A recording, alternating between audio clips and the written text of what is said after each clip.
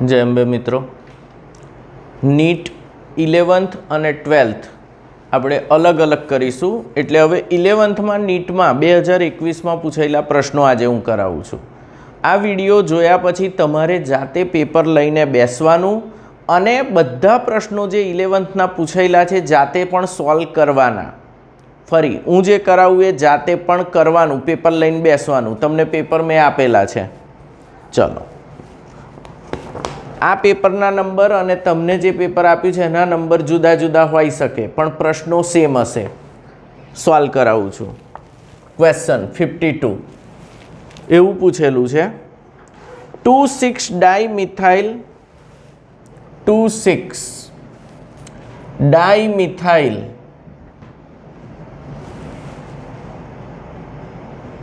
Deck 4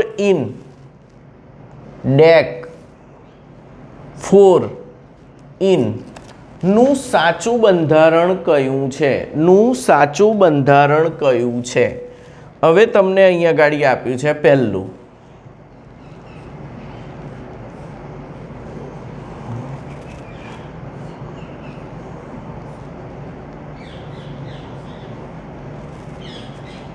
तो IUPAC नामकरण में कराया ज परफेक्टली। बीजू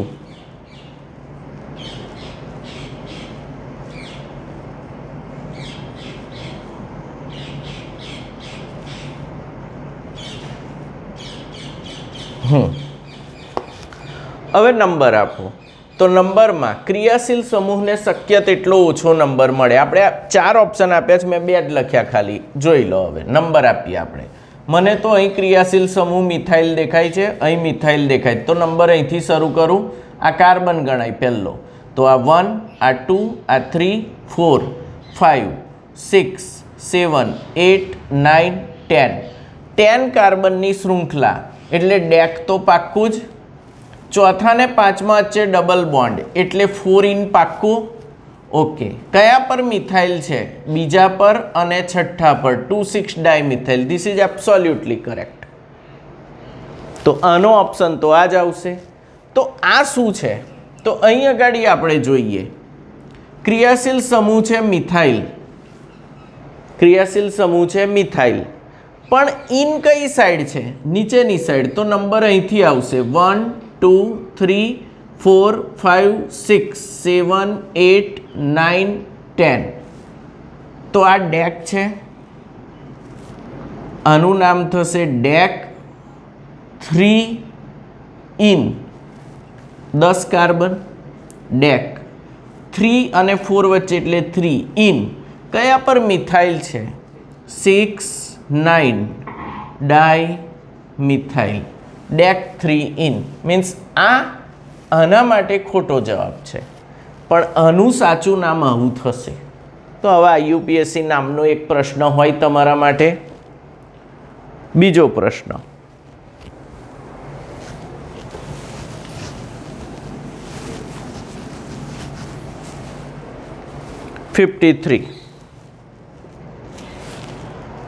BF3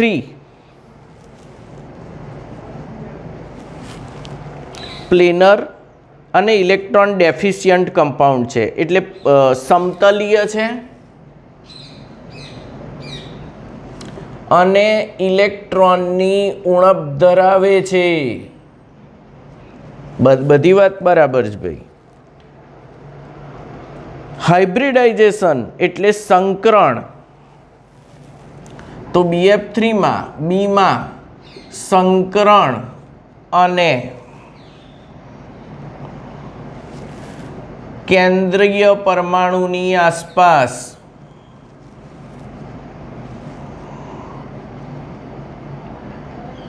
ઇલેક્ટ્રોનની સંખ્યા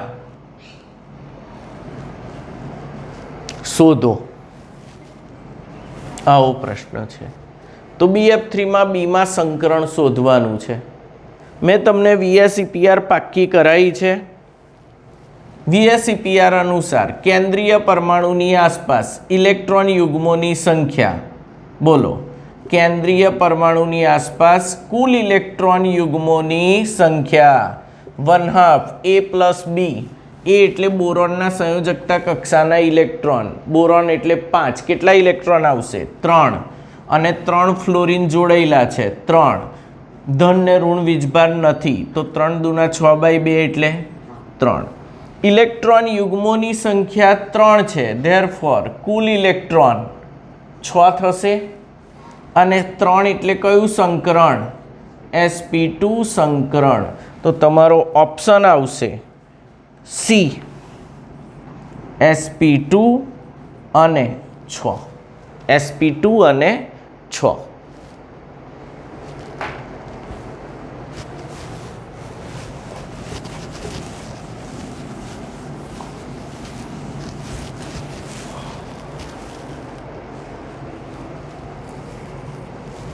ચોપનમો પ્રશ્ન.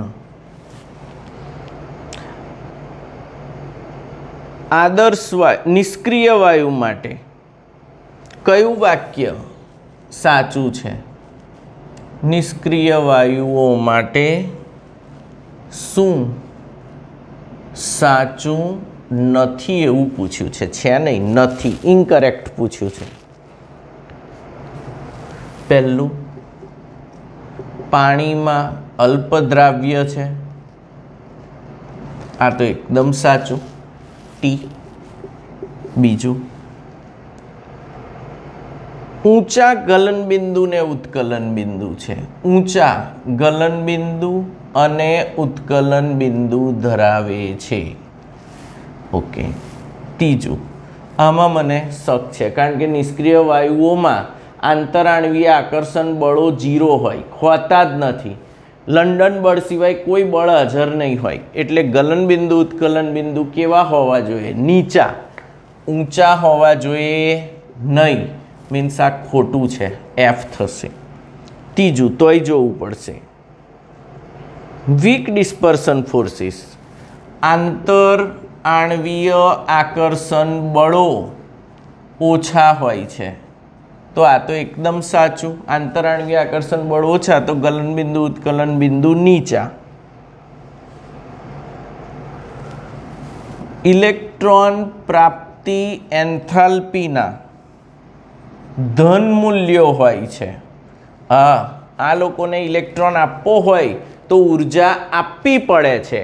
ઇલેક્ટ્રોન પ્રાપ્તિ એન્થાલ્પી ધન હોય છે. મીન્સ ગલનબિંદુ ઉત્કલન બિંદુ કેવા હોય છે? નીચા હોય છે, ઊંચા હોતા નથી. અને આ પણ સમૂહમાં નીચે જતા વધે છે. આ પણ યાદ રાખજો, સમૂહમાં નીચે જતા વધે છે. અમુક વાર એવો પ્રશ્ન પૂછે કયા નિષ્ક્રિય વાયુનું ગલનબિંદુ વધુ હશે, તો તમને આવડવું જોઈએ કે ઉપરથી નીચે જાવ એમ શું થાય છે? વધે છે. ઓકે.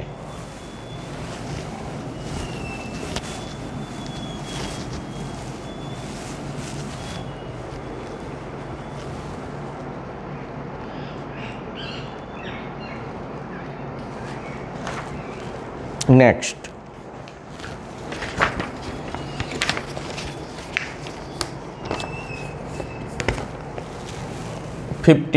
આપણે 2021 નીટનું પેપર સોલ્વ કરીએ છીએ 11th માટે. 11thના પૂછાયેલા પ્રશ્નો. ડાયહેડ્રલ એંગલ એટલે બે હાઇડ્રોજન વચ્ચેનો ખૂણો. ડાયહેડ્રલ ખૂણો એટલે બે H વચ્ચે ખૂણો. ઓકે.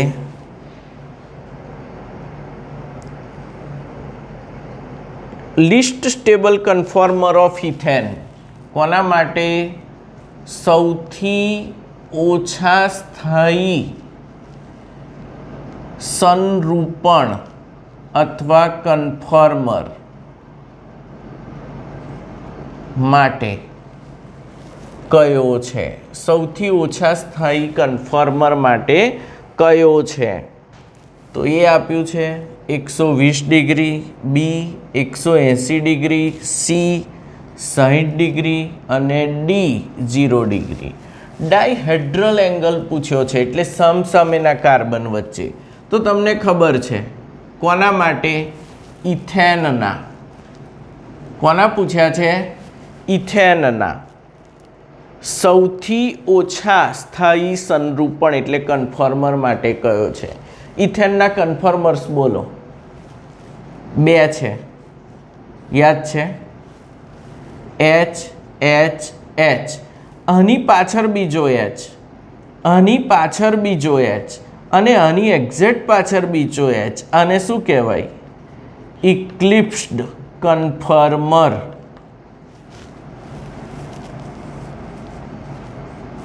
H. આ કયો છે?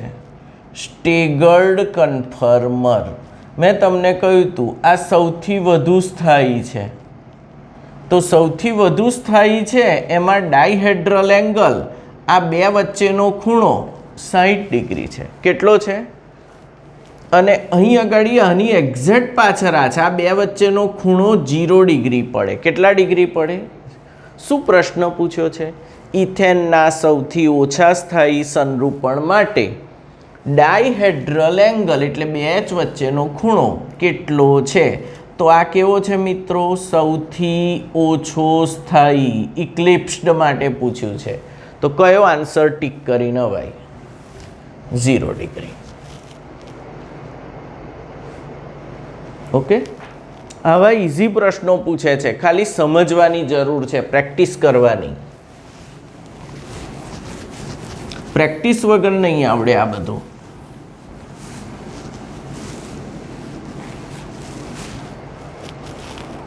નેક્સ્ટ 61મો પ્રશ્ન છે.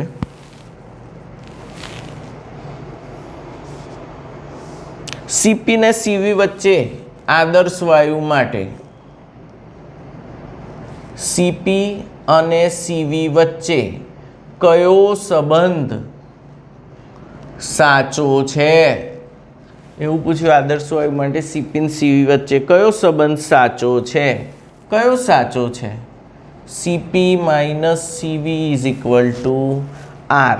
50 વખત કરાયો આ. ઓકે, તો અહીં આગળ CP minus CV is equal to R આવશે. ઓપ્શન પેપરમાં જોઈ લેજો, બાકી બધા ખોટા છે.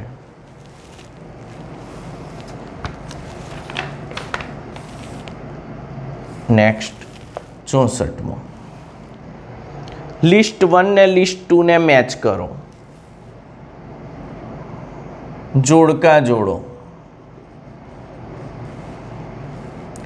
A PCl5, B SF6, C BRF5, D BF3.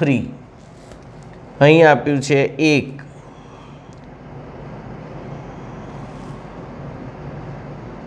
સમચોરસ pyramid, 2 સમતલીય ત્રિકોણ, 3 અષ્ટફલકીય અને 4 ત્રિકોણીય દ્વિપિરામિડ. ટ્રાઇગોનલ બાયપ્લેનર, ત્રિકોણીય દ્વિપિરામિડ. આ ઓક્ટાહેડ્રલ, આ ટ્રાઇગોનલ બાયપ્લેનર, આ ટ્રાઇગોનલ પ્લેનર અને આ સ્ક્વેર પિરામિડલ, સમચોરસ પિરામિડ. ઓકે, હવે અહીંયા આગળ તમને અમુક તો આવડતા હશે. PCl5નો આકાર તમને કરાયો છે, કયો છે? ત્રિકોણીય દ્વિપિરામિડ, કારણ કે આમાં sp3d સંકરણ થાય. SF6નો કરાયો છે અષ્ટફલકીય, કયું? sp3d2. BRF5 સમચોરસ પિરામિડ VSEPR અનુસાર, અને આ હમણાં જ કર્યો આપણે સમતલીય ત્રિકોણ. જોડકા આવડે તમને જોડતા? તો આવા પ્રશ્નો પૂછાય છે. 1માં 4 પ્રશ્નો. હવે આ તમને મોઢે જ હોવા જોઈએ. જો તમે આકાર VSEPR થી ગણવા બેસો તો ઘરું પડી જાય. ઓપ્શન નંબર 1 આવશે તમારામાં જે આવતો હોય એ પેપરમાં. ઓકે, 66મો પ્રશ્ન.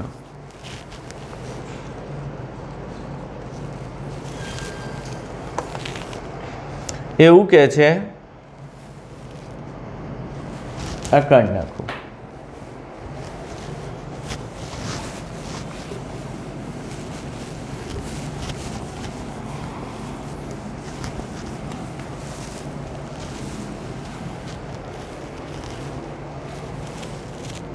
$66. તમારા પેપરમાં આ નંબર જુદો હોઈ શકે, પણ પ્રશ્ન આ જ હશે.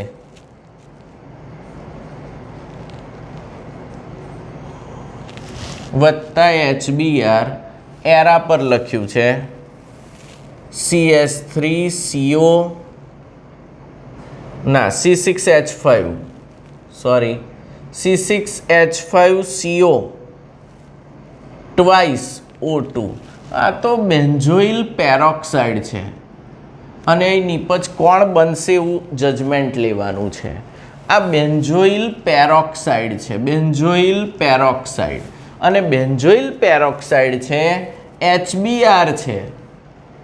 તો પ્રતિમાર્કવ નિકોવ થશે. શું થશે મિત્રો? પ્રતિમાર્કવ નિકોવ. પ્રતિમાર્કવ નિકોવમાં હાઇડ્રોજન કઈ જગ્યાએ જશે? હાઇડ્રોજન જઈ અગાડી ઓછા હોય તઈ, અને બ્રોમિન કઈ જોડાશે? વધુ. ખ્યાલ આવે છે? માર્કોવ નિકોવથી તદ્દન વિપરીત નિપજ બને, તો એ નિપજ કઈ બને?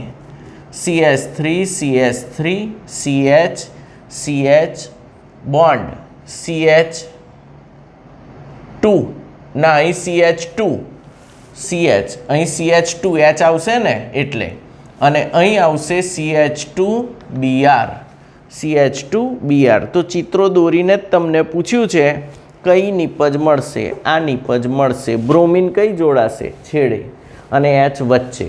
પણ જો પેરોક્સાઇડ ના નાખ્યો હોત તો માર્કોવ નિકોવ અનુસાર બ્રોમિન અહીં જોડાત અને H અહીં જોડાત ને પાઈ બંધ તૂટી જાત. સમજાયું છે? આગળ 67. તો આ માર્કોવ નિકોવ પ્રતિ માર્કોવ નિકોવનો પ્રશ્ન. 67.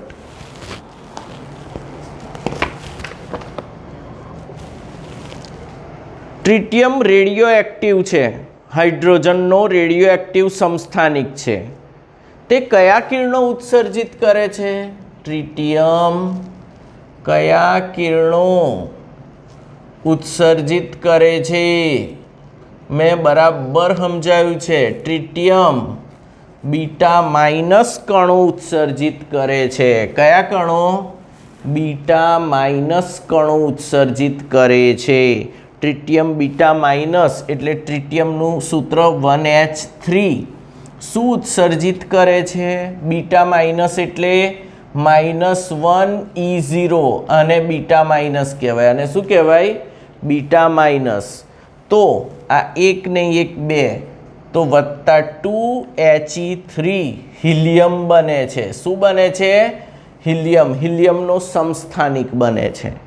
બીટા માઇનસ કિરણો ઉત્સર્જિત કરીને શું બનાવે છે? હિલિયમ. આનો T½ કેટલો છે? 12.33 વર્ષ છે. આનો અર્ધાયુષ્ય સમય કેટલો છે? 12.33 વર્ષ. ને સૌથી ઓછો મળતો સમસ્થાનિક છે, કારણ કે તે રેડિયો એક્ટિવ ડીકે અનુભવે છે. તો કરાયેલો પ્રશ્ન છે કયા કિરણો? Beta minus. મેં આખી કહાની સમજાયેલી છે. નેક્સ્ટ.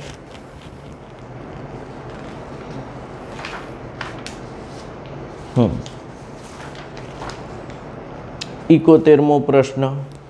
તમને આલેખ આપ્યા છે. આલેખ આપ્યા છે. સાચો આલેખ કયો છે બોયલના નિયમ પ્રમાણે? સાચો આલેખ કયો છે? તો આપણે જાણીએ છીએ ભાઈ, બોયલના નિયમમાં P વિરુદ્ધ V આ રીતનો વક્ર મળે. આ બીજો વક્ર, આ ત્રીજો. આ ઉપર જાવ એમ ટેમ્પરેચર શું થતું જાય? વધતું જાય. આપણે પ્રવાહીકરણમાં જોયું કે ઉપર ચડો એમ ટેમ્પરેચર શું થાય? વધતું જાય. તો આ કયું? 200, 400, 600 કેલ્વિન. તો આ રીતનો જે આલેખ હોય તે સાચો હોય. બેઠો ચોપડીનો પૂછ્યો છે, તમારામાં જે ઓપ્શન હોય તે સાચો. ટેમ્પરેચર નીચેથી ઉપર જતું જાય, ખ્યાલ આવે છે. P અગેન્સ્ટ Vનો વક્ર આલેખ મળે છે. ટેમ્પરેચર વધે એમ આલેખ કઈ ચડતો જાય? ઉપર. અચળ તાપમાને તો બોયલના નિયમનો સાચો આલેખ દોરાઈને પ્રેક્ટિસ કરાયેલો છે. પ્રવાહીકરણ અનુસાર પણ વિચારી શકાય. 72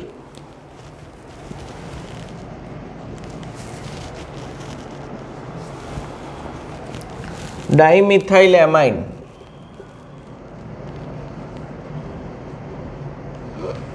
નો pKb 3.27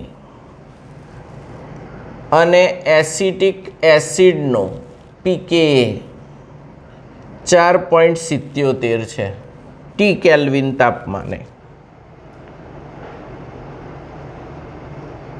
તો ડાઇમિથાઇલ એમોનિયમ એસિટેટ ના દ્રાવણનો pH કેટલો થાય? ડાઇમિથાઇલ એમાઇન એટલે નિર્બળ બેઝ છે. એસિટિક એસિડ એટલે નિર્બળ એસિડ છે. હવે નિર્બળ એસિડ ને નિર્બળ બેઝનો આ શું કહેવાય? ક્ષાર કહેવાય. તમને શીખવાડ્યું છે pH is equal to 1/2 pKw plus pKa minus pKb. નિર્બળ એસિડ ને નિર્બળ બેઝના ક્ષારનું સૂત્ર કરાયું છે 7મા ચેપ્ટરમાં.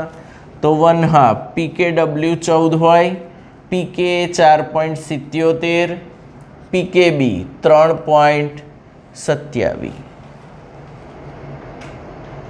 બોલો કેટલો આવે? 15.5 ભાગ્યા 2 એટલે 7.75 તમારો pH આવશે. આ સૂત્ર કરાયેલું જ પાક્કું. આ ક્ષાર આ નિર્બળ એસિડ ને નિર્બળ બેઝનો ક્ષાર છે. તો આ રીતના બેઠા પ્રશ્નો પૂછાય છે. 73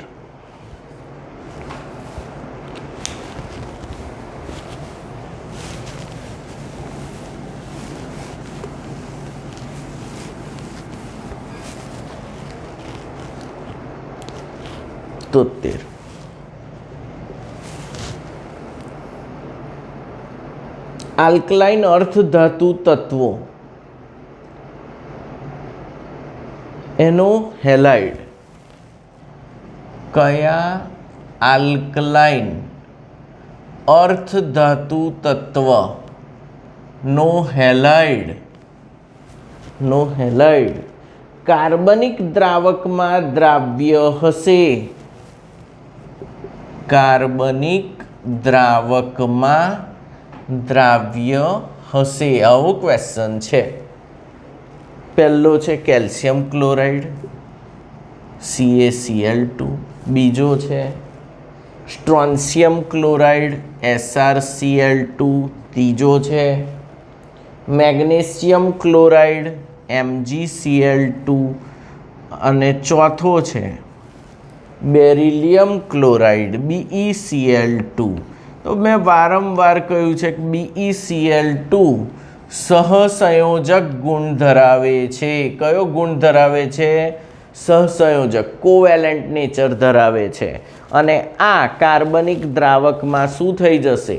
ઓગળી જશે. પણ પાણીમાં કેવો હશે? અદ્રાવ્ય હશે.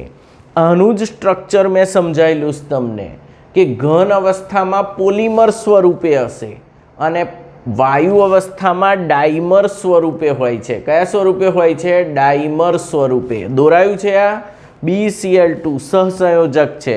વિકર્ણ સંબંધમાં પણ આવે છે કે BeCl2 અને એની જોડે કોનો વિકર્ણ સંબંધ હોય? AlCl3. બંને પાણીમાં અલ્પદ્રાવ્ય અને કાર્બનિક દ્રાવકોમાં સુદ્રાવ્ય હોય છે કારણ કે સહસંયોજક ગુણ ધરાવે છે. બેઠો પ્રશ્ન છે.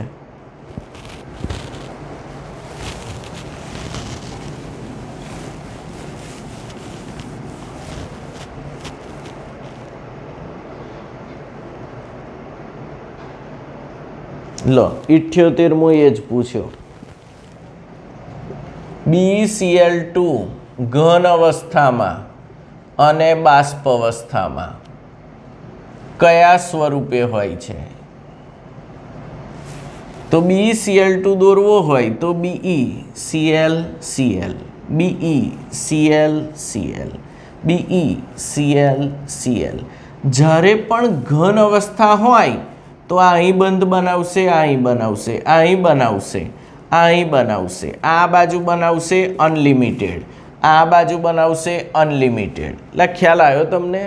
તો આ પોલિમર સ્વરૂપે ઘન અવસ્થામાં, કઈ અવસ્થામાં? ઘન અવસ્થામાં. જ્યારે BeClCl અને BeClCl આ રીતે હોય, ડાયમર સ્વરૂપે બાષ્પ અવસ્થામાં. કયા સ્વરૂપે? ડાયમર સ્વરૂપે બાષ્પ અવસ્થામાં. જો ઘન અવસ્થામાં હોય તો પોલિમર હોય. જ્યારે એને ઉકાળો ને તારા બધા બંધ તૂટે. તમે ઉકાળો, ઉર્જા આપો તો બંધ શું થાય? તૂટવાનું શરૂ થાય. બંધ તૂટે પણ બધા તૂટી જતા નથી, બે જણ જોડે જોડે નીકળે છે એટલે ડાયમર સ્વરૂપે નીકળે. તો બાષ્પ અવસ્થા છેલ્લી અવસ્થા ઉકાળીને તમે મેળવી લો તો એમાં ડાયમર એટલે છેલ્લે બે અણુ તો જોડે જ રહે છે, ડાયમર. અને ઘન અવસ્થામાં તો પોલિમર સ્વરૂપે હોય છે, અસંખ્ય અણુ જોડાયેલા હોય છે. તો આ પ્રશ્ન બી પૂછાય છે. Next question. તમને મજા આવતી હશે આમાં. આ 11thના પ્રશ્નો છે મિત્રો બધા, અને એક પ્રશ્ન મેં કદાચ કરાયેલો જ હશે. જોઈ લેજો મારા વિડીયો અને નોટ રેગ્યુલર લેક્ચરની. નેક્સ્ટ 81.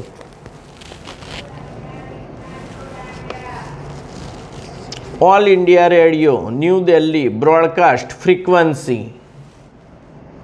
ઓલ ઇન્ડિયા રેડિયો એની ફ્રીક્વન્સી આપી છે ન્યૂ દિલ્હી. ફ્રીક્વન્સી એટલે મ્યુ 1368 કિલો હર્ટ્ઝ. હર્ટ્ઝ એટલે સેકન્ડ ઇન્વર્સ પણ લખાય, હર્ટ્ઝ એટલે. Okay. The wavelength of electromagnetic radiation emitted by transmitter. Wavelength અને સંલગ્ન લેમ્ડા પૂછ્યો છે, બીજું કંઈ પૂછ્યું નથી. કિલો હર્ટ્ઝ એટલે 10⁻³ કરી નાખવાના. ઓકે. સૂત્ર કયું વાપરશો? તરંગ લંબાઈ mu is equal two C/λ. યાદ છે? તો lambda is equal two C/μ. C એટલે પ્રકાશનો વેગ 3 × 10⁸ મીટર પર second divided by 1368 × 10⁻³ second inverse. હવે પ્રતિ સેકન્ડ ઉડી જશે એકમ. બોલો વેલ્યુ.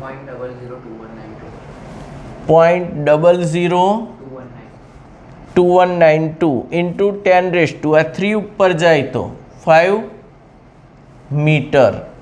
આટલા મીટર. હવે તમને જવાબ આપ્યા છે મીટરમાં જ. બોલો. તો 1 2 3 4 5 219.2 મીટર તમારો આન્સર આવે. That is option 1. 219.2. ઓપ્શન 1 આવડશે. ઓકે. 82 નંબરનો ક્વેશ્ચન. એક કાર્બનિક પદાર્થમાં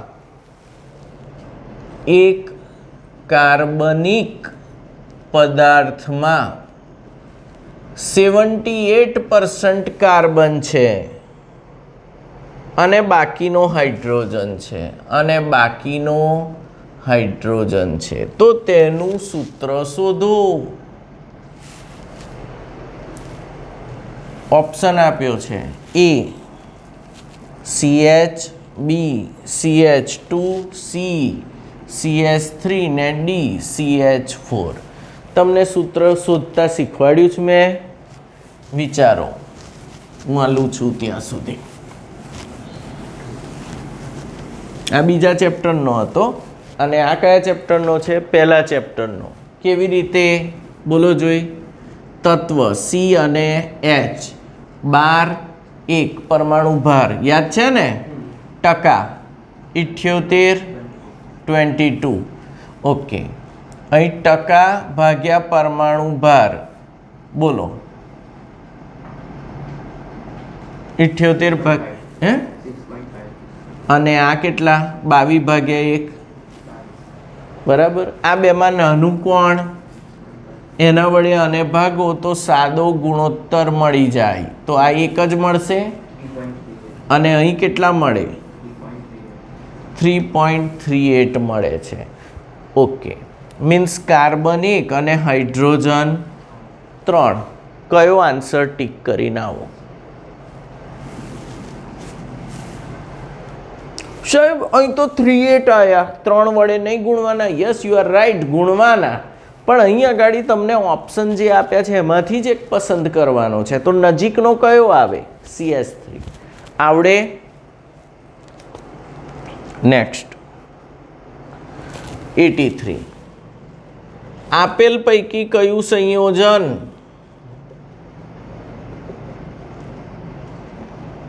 સંયોજન મેટામેરિઝમ દર્શાવે છે? કયું સંયોજન મેટામેરિઝમ દર્શાવે છે? મેટામેરિઝમ એટલે યાદ છે, ક્રિયાશીલ સમૂહ વચ્ચે હોય અને આજુબાજુની શૃંખલાઓ જુદી જુદી હોય. ઓકે, અણુસૂત્ર સેમ જ થશે. તો પહેલું C5H12. આ તો મિત્રો આલ્કેન છે અને આલ્કેન મેટામેરિઝમ બતાવતા નથી.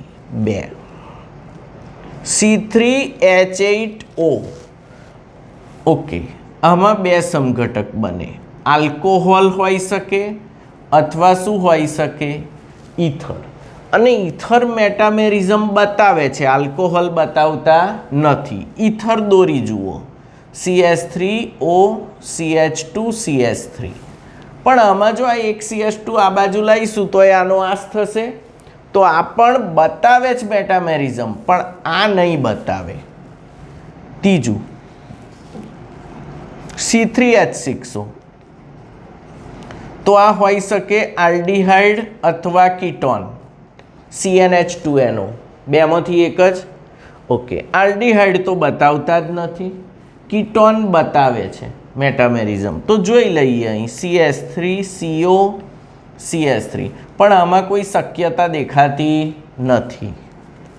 ચોથો ઓપ્શન C4H10O. આના બધા સમઘટકો દોરીને 50 વાર કરાયા છે. મેં મોસ્ટ IMPમાં નાખેલો છે. C4H10O બધી જ સમઘટકતા બતાવે. યાદ આવે છે? તો આના 2 સમઘટક બને. કયા? આલ્કોહોલ અને ઈથર. આલ્કોહોલ કેટલા મળશે? 4 અને ઈથર કેટલા? 3. કુલ સમઘટકો કેટલા? 7. કરાયેલો પ્રશ્ન છે. હવે ઈથર અહીં હું દોરીશ CH3 CH2O CH2 CH3, ethoxy ethane. હવે એક CH2 પેલ બાદ લઈ જાઓ, CH3O CH2 CH2 CH3, methoxy propane. વાત સાચી? તો 1 મિથોક્સિન પછી 2 મિથોક્સી આવે. પણ આ 2 શું થઈ ગયા? એકબીજાના મેટામર્સ, ક્રિયાશીલ સમૂહ વચ્ચે, અને આજુબાજુ શૃંખલા કેવી? જુદી જુદી. દેખાય ચોખ્ખું? તો અહીં આગળ આ બતાવશે C4H10O. બેઠો કરાયેલો છે, પણ આ જોતામાં તમને આવડી જવું જોઈએ કે C4H10O જ આવશે, બીજા નહીં આવે. આ તો તમને સમજાવવા આટલું વિચાર્યું મેં. Next question.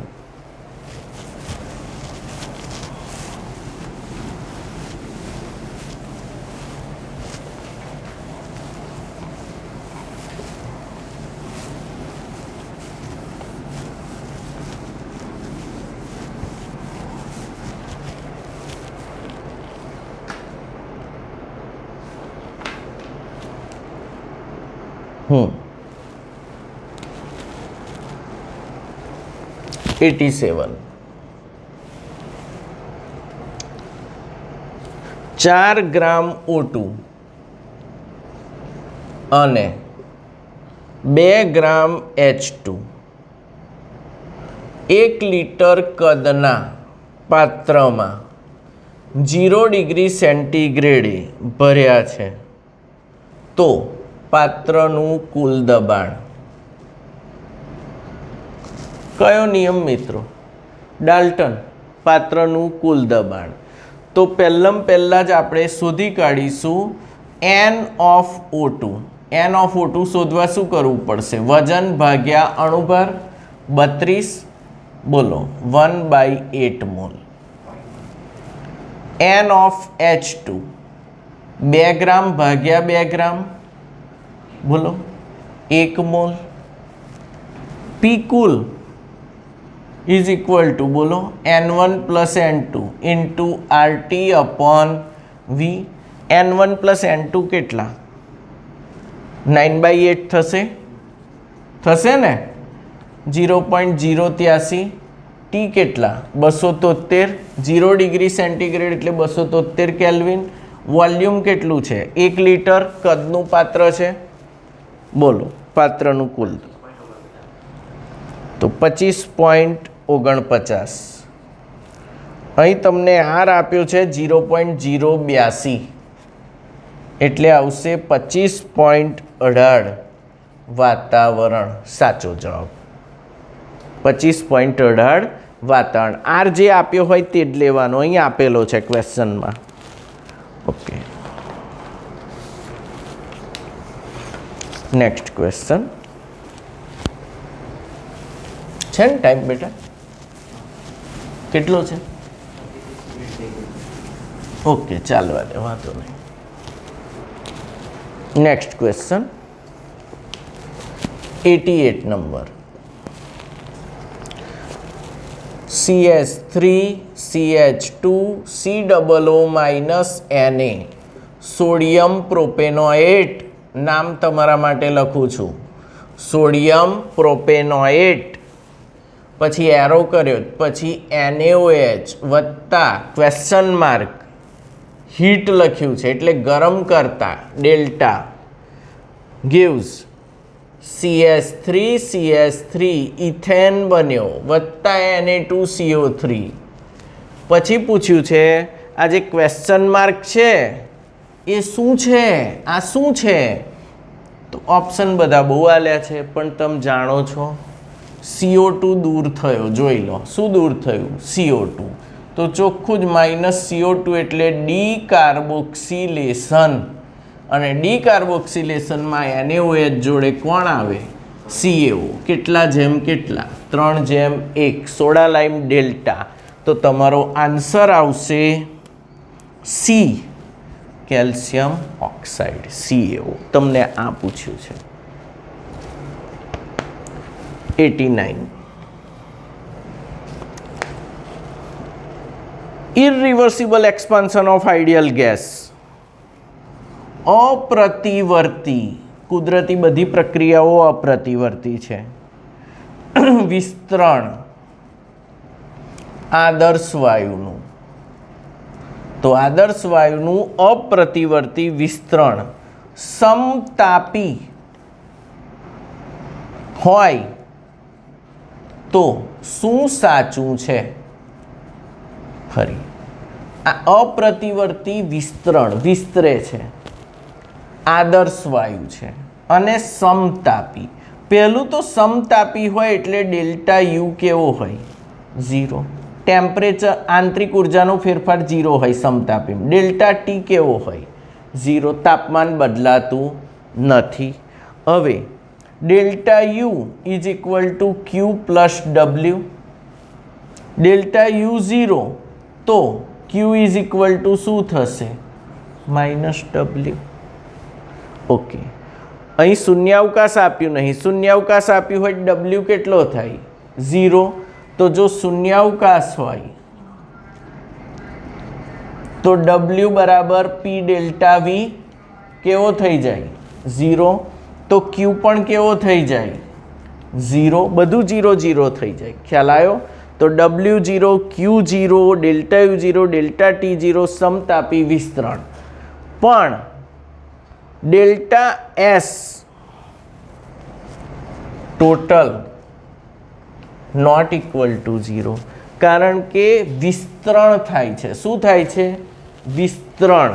અને વિસ્તરણમાં આપમેળે થતા પ્રક્રમમાં એન્ટ્રોપી હંમેશા શું થાય? વધે. અને બીજું એક ડેલ્ટા G 0 નહીં થાય. તો આ બે 0 ના થાય. તો તમને જે ઓપ્શન આપ્યા છે એમાં તમારો જવાબ આવશે ઓપ્શન ત્રીજો, ઓપ્શન સી, ડેલ્ટા U0 અને delta S not equal to 0. આના માટે મેં આખી વસ્તુ સમજાવી તમને, તો બીજા પ્રશ્નો પણ આવડે આને લગતા. Okay, next question 95.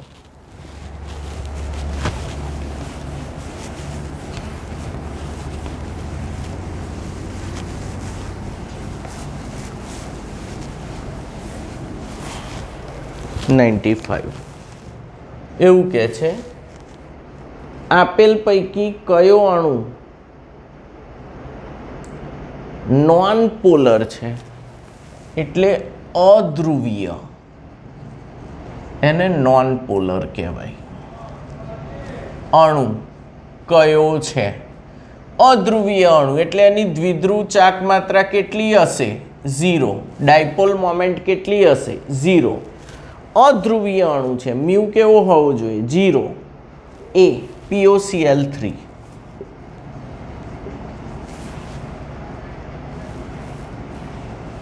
કેવી રીતે દોરશું? P double bond Cl Cl Cl. આ કઈ બાજુ ખેંચશે? ઉપર. આ બાજુ, આ બાજુ, આ બાજુ ખેંચશે, તો આનો મ્યુ 0 નહીં થાય, તો આ ધ્રુવીય થશે, પોલર થશે. બી CH2O, C ડબલ બોન્ડો H H. આ બંધકારક કઈ ખેંચશે? ઉપર. H વધારે વિદ્યુત ઋણ કે કાર્બન? કાર્બન. આ બાજુ ખેંચશે, તો આની મ્યુ પણ 0 થાય. SbCl5. કયું સંકરણ Sbમાં? 1 2 3 Cl Cl Cl. આ કેટલા ડિગ્રીએ હોય? 120 ડિગ્રી. એક ઉપર અને એક નીચે. આ બે તો લાંબા બંધ હોય. ઓકે, હવે આ એક સમતલમાં છે, 120 ડિગ્રી આ બાજુ ખેંચે, આ બાજુ ખેંચે, આ બાજુ ખેંચે, તો આનો મ્યુ કેટલો થાય? આ ઉપર ખેંચશે ના નીચે ખેંચશે, આનો મ્યુ પણ કેટલો થાય? બંને બાજુ 0 થાય છે. એટલે SbCl5 અધ્રુવીય અણુ છે. કેવો અણુ છે? અધ્રુવીય. ડાયપોલ મોમેન્ટ મેં કરાવ્યું છે વ્યવસ્થિત, એમાં જોઈ લેજો. અધ્રુવીય અણુ છે. હજુ 2 પ્રશ્નો છે, જોઈ લઈએ. 96.